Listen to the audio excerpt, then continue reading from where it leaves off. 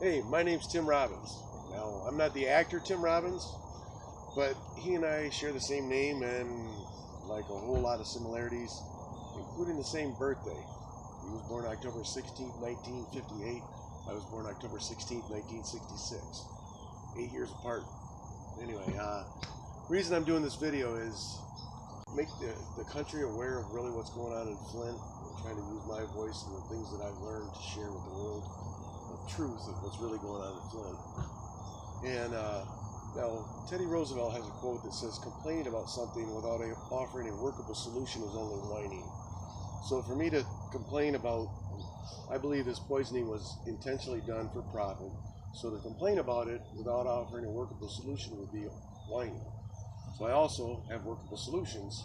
And I also would like to share a workable solution to end the need for the pipelines and the need for gasoline engines with an invention that my father had back in the 70s. So first of all, I guess I'd like to talk and say that I believe this water poisoning in Flint was intentionally done for profit. On so many levels, it's disgusting. And everyone I've shared this hypothesis, I believe it's a theory, with is agrees, and they think it's Snyder. They think some people think it's the government. I believe it's the government. I believe specifically General Motors is heading the charge. The reason what I back that up with is the fact that General Motors was responsible for putting lead in gasoline back in the 40s, but specifically it was Charles Kettering that General Motors renamed their own college General Motors Institute after him for what he did. I have an article. The title of this article is "The Hidden Villain Behind Rampant Crime, which Feeds the Prison for Profit Pipeline, Lower IQs, which means people aren't smart enough to be aware of what's going on, and Rising ADHD, which feeds Big Pharma." What that hidden villain was when they put lead in gasoline back in the 40s. It increased in the 50s. It increased in the 60s. Then in the 70s, Herbert Needleman, the scientist that wrote Lead Wars, that discovered the exhaust was poisonous, forced Big Oil to take lead out of gasoline.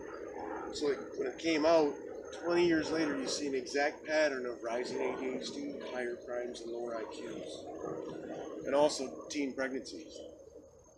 And the people responsible is for General Motors. They said that putting lead in gasoline was to stop pinging in their high-performance engines. Actually, it was to get more combustion out of smaller engine blocks so they could save material costs in the long run. Anyway, General Motors got involved with Big Pharma through a drugstore chain called Perry Drugs. Perry Drugs was one pharmacy in Ann Arbor. When I was a kid, my father, John Bruce Robbins, used to complain that Perry was grown from one pharmacy to over 240 store chain by a group of General Motors funded doctors.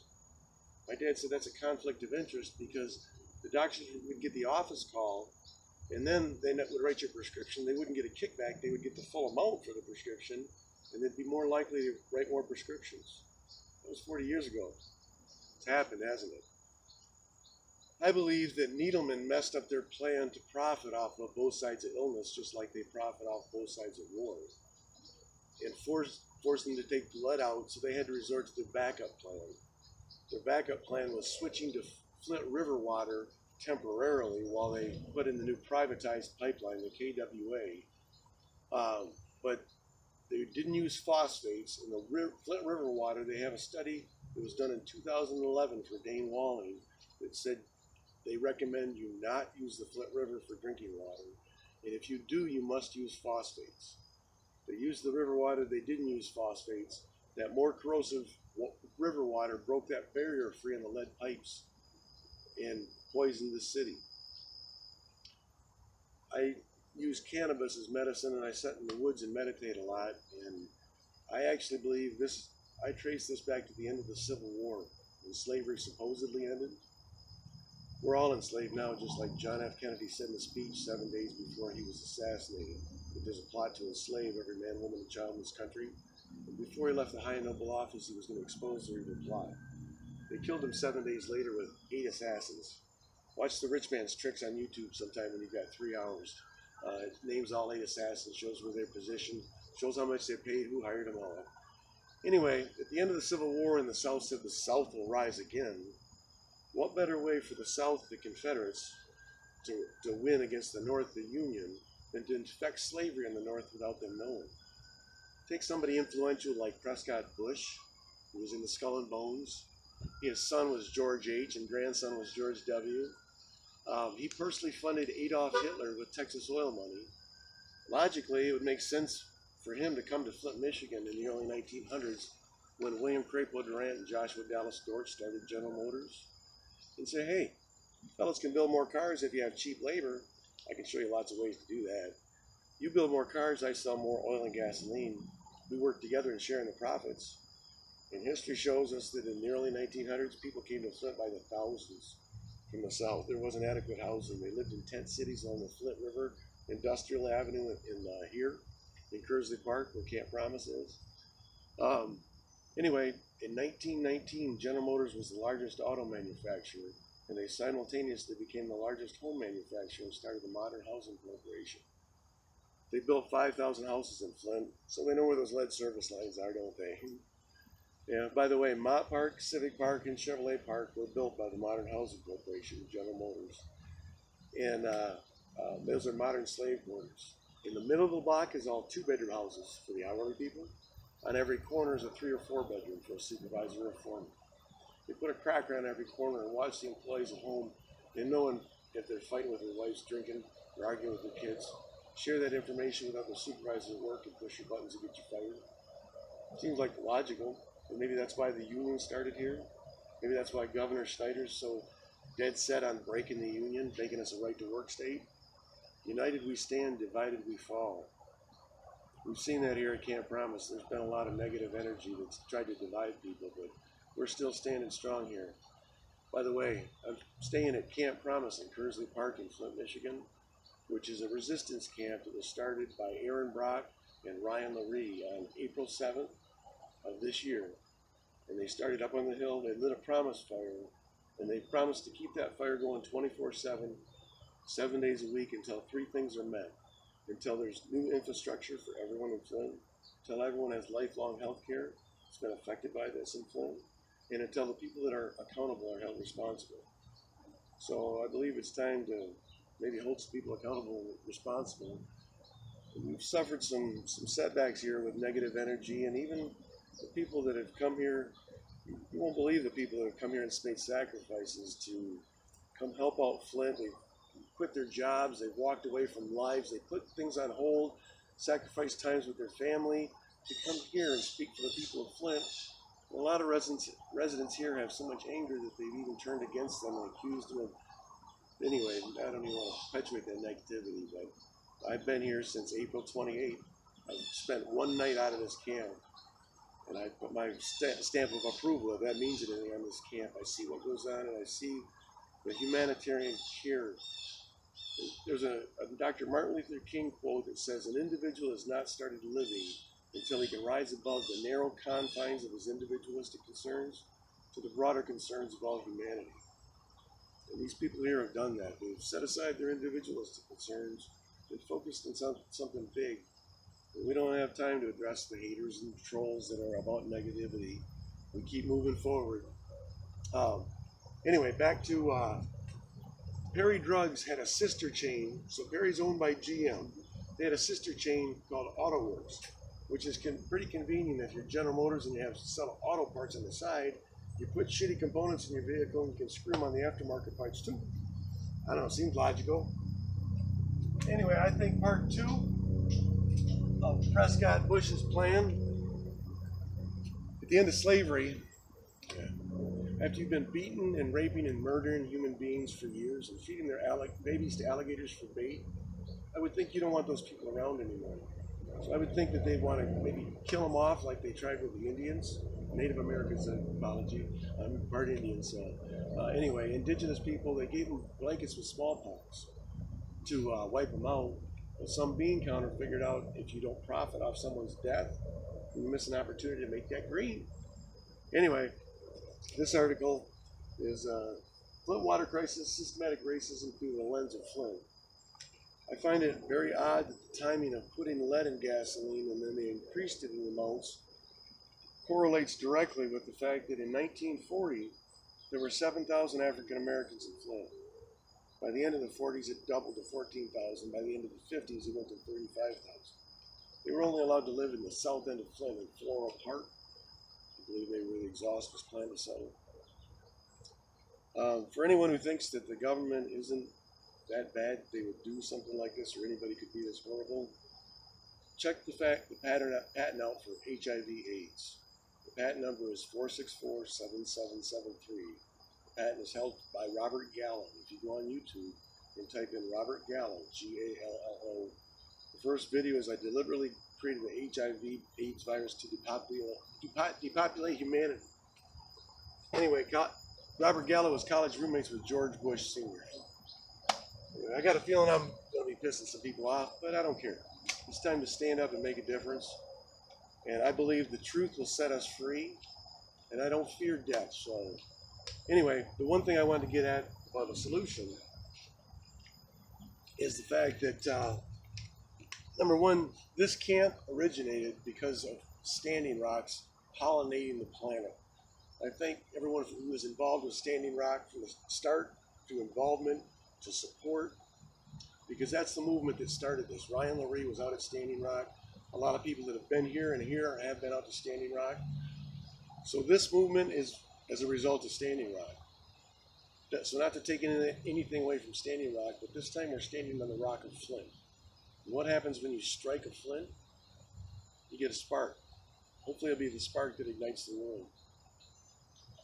Anyway, I guess you could say I have a personal vendetta against General Motors, which I would concur with that, because the solution I talked about to end the need for pipelines, and the need for drilling for oil, and the need for gasoline, and the need for war over oil, my father, John Bruce Robbins, invented it back in the 70s. Back in the 70s, we had the oil embargo. The government lied to us back then, back in the 70s. They said we were running out of oil. It was an excuse to double the price of gas overnight. It went from 46 cents a gallon to $1 overnight. People panicked. They lined up for days to get gasoline. Signs went up, said out of gas. What kind of panic would that cause in today's world?